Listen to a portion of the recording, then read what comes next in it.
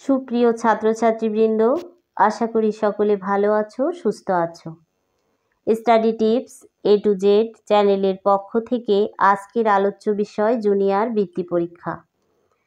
গণপ্রজাতন্ত্রী বাংলাদেশ সরকার শিক্ষা মন্ত্রণালয় মাধ্যমিক ও উচ্চ শিক্ষা বিভাগ কর্তৃক জুনিয়র বৃত্তি পরীক্ষা নীতিমালা 2025 প্রণয়ন করা হয়েছে। এই নীতিমালায় বৃত্তির যাবতীয় বিষয় সম্পর্কে আলোচনা করা হয়েছে।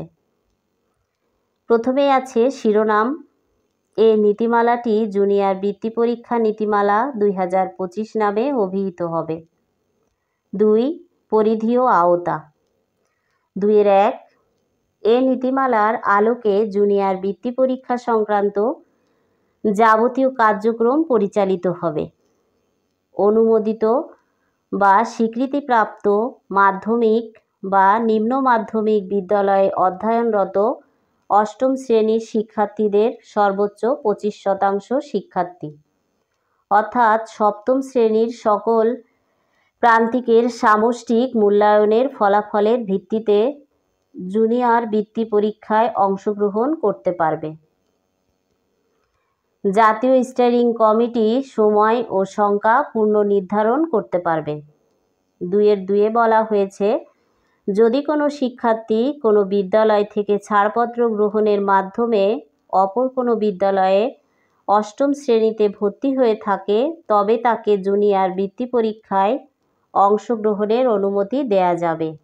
সেক্ষেত্রে শিক্ষার্থী পূর্ববর্তী শিক্ষা প্রতিষ্ঠান থেকে মেধাক্রম বিবেচনা করে তালিকায় নাম অন্তর্ভুক্ত করতে হবে।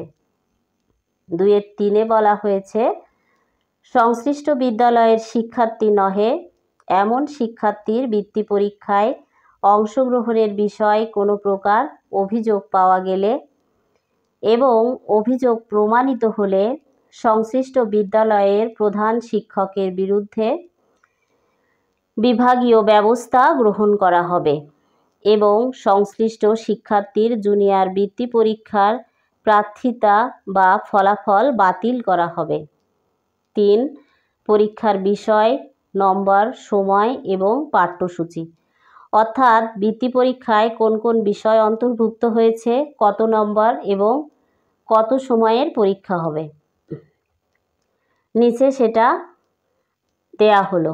3.1 বাংলা পূর্ণমান 100, ইংরেজি পূর্ণমান 100, গণিত পূর্ণমান 100। বিজ্ঞান এবং বাংলাদেশ বিশ্ব পরিচয়, বিজ্ঞান 50, বাংলাদেশ বিশ্ব পরিচয় 50, পূর্ণমান 100। 3.2 প্রতিটি বিষয়ে পূর্ণমান হবে 100, সর্বমোট নম্বর হবে 400। প্রতিটি পরীক্ষার সময় 3 ঘন্টা।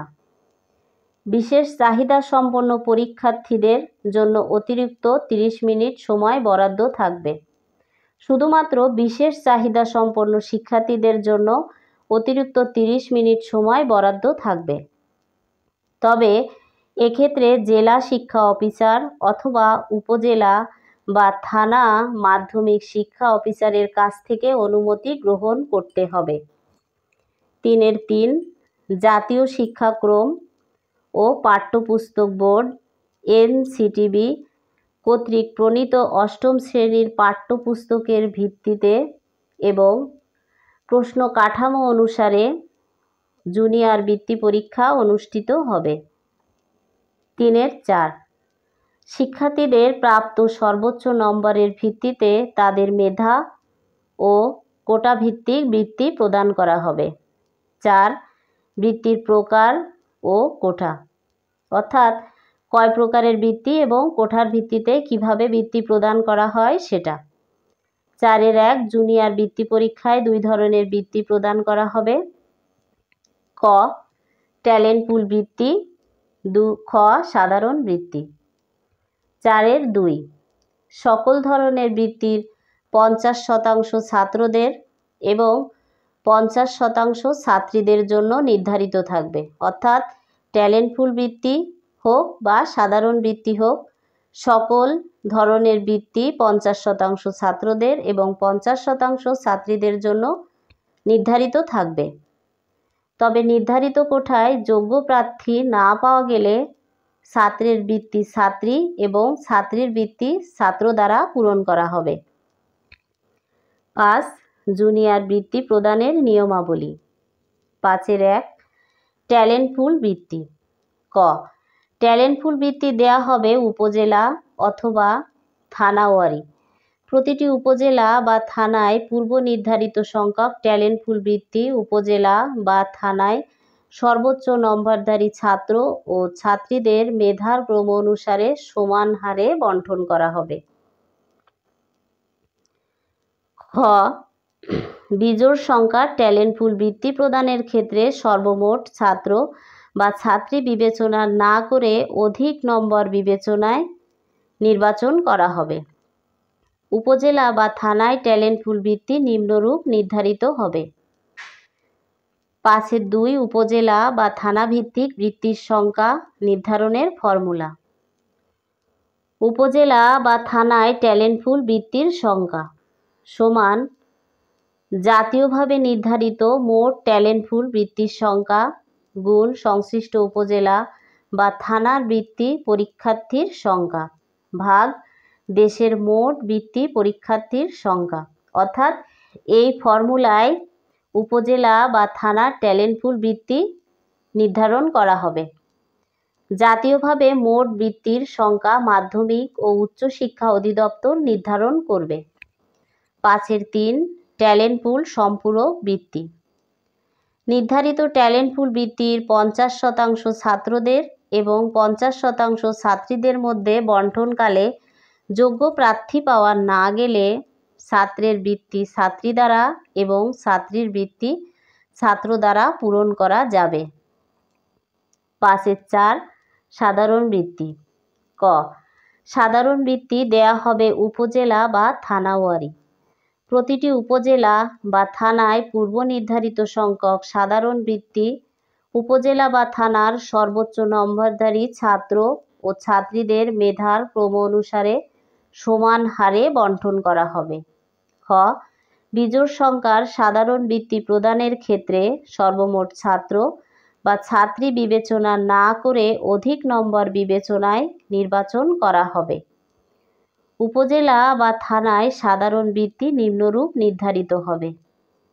5-5 উপজেলা বা থানা ভিত্তিক বৃত্তির সংখ্যা নির্ধারণের ফর্মুলা। উপজেলা বা থানার সাধারণ বৃত্তির সংখ্যা সমান জাতীয়ভাবে নির্ধারিত মোট সাধারণ বৃত্তির সংখ্যা গুণ সংশ্লিষ্ট উপজেলা বা থানার বৃত্তি পরীক্ষার্থীর সংখ্যা ভাগ দেশের মোট বৃত্তি পরীক্ষার্থীর সংখ্যা।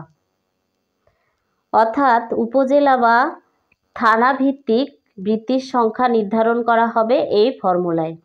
জাতীয়ভাবে মোট বৃত্তির সংখ্যা মাধ্যমিক ও উচ্চশিক্ষা অধিদপ্তর নির্ধারণ করবে। 5-6 সম্পূরক সাধারণ বৃত্তি। নির্ধারিত বৃত্তির 50% ছাত্রদের এবং 50% ছাত্রীদের মধ্যে বণ্টনকালে যোগ্য প্রার্থী পাওয়া না গেলে ছাত্রের বৃত্তি ছাত্রী দ্বারা এবং ছাত্রীর বৃত্তি ছাত্র দ্বারা পূরণ করা যাবে। 5-7 সমান নম্বরধারীর ক্ষেত্রে। সমান নম্বরধারীর ক্ষেত্রে একাধিক শিক্ষার্থীর প্রাপ্ত সর্বমোট নম্বর একই হলে অগ্রাধিকার ভিত্তিতে যথাক্রমে বাংলা, ইংরেজি, গণিত, বিজ্ঞান এবং বাংলাদেশ ও বিশ্ব পরিচয় বিষয়ে বেশি নম্বর প্রাপ্ত প্রার্থীকে অগ্রাধিকার দেয়া হবে। যদি 2 বা ততোধিক প্রার্থীর সকল বিষয় প্রাপ্ত নম্বর একই হয় সেক্ষেত্রে একই নম্বরধারী সকলকে বৃত্তি দেওয়া হবে। 6 বৃত্তি পরীক্ষার ফি। পরীক্ষার্থী প্রতি বোর্ড ফি 400 টাকা এবং পরীক্ষার্থী প্রতি কেন্দ্র ফি 200 টাকা। কেন্দ্র ফি থেকে সকল প্রশাসনিক বা ব্যবস্থাপনা ব্যয় ও প্রত্যাবেক্ষকদের সম্মানী নির্বাহ করতে হবে। তবে জাতীয় স্টিয়ারিং কমিটির নির্দেশনা অনুযায়ী ফি কমানো বা বাড়ানো যাবে। সংশ্লিষ্ট সাধারণ শিক্ষা বোর্ডসমূহ অনলাইনে পরীক্ষার্থীদের ফর্ম পূরণ করবে এবং ফি আদায় করবে। এজন্য সকল বোর্ডসমূহ আলাদা ব্যাংক হিসাব খুলবে। 7. জুনিয়র বৃত্তি পরীক্ষা সংক্রান্ত কমিটি সমূহ। 7.1 জুনিয়র বৃত্তি পরীক্ষা সংক্রান্ত জাতীয় স্টিয়ারিং কমিটি নিম্নরূপ। 7.2 জাতীয় স্টিয়ারিং কমিটির কার্যপরিধি। জুনিয়র বৃত্তি পরীক্ষা সংক্রান্ত সার্বিক কার্যক্রম তত্ত্বাবধান, পরামর্শ প্রদান ও নির্বাহী কমিটির কার্যক্রম অনুমোদন। 7.3 জুনিয়র বৃত্তি পরীক্ষা সংক্রান্ত নির্বাহী কমিটি। ধন্যবাদ সকল ছাত্রছাত্রীকে। পরবর্তীতে বৃত্তি সম্পর্কে অথবা শিক্ষা বিষয়ে যাবতীয় তথ্য জানতে চ্যানেলটি সাবস্ক্রাইব করো। এছাড়াও পরবর্তীতে বৃত্তি বিষয়ে সাজেশন, সিলেবাস এবং বিভিন্ন তথ্যের জন্য study tips A to Z চ্যানেলটি সাবস্ক্রাইব করে চ্যানেলটির সঙ্গেই থেকো। সবশেষে সকলের সুস্থতা এবং কাঙ্ক্ষিত সাফল্য অর্জনের কামনায় আজকের মতো এখানেই শেষ করছি। ধন্যবাদ সবাইকে। সবাই ভালো থেকো, সুস্থ থেকো। নিয়মিত সবাই সবার পড়াশোনাটা চালিয়ে যেও।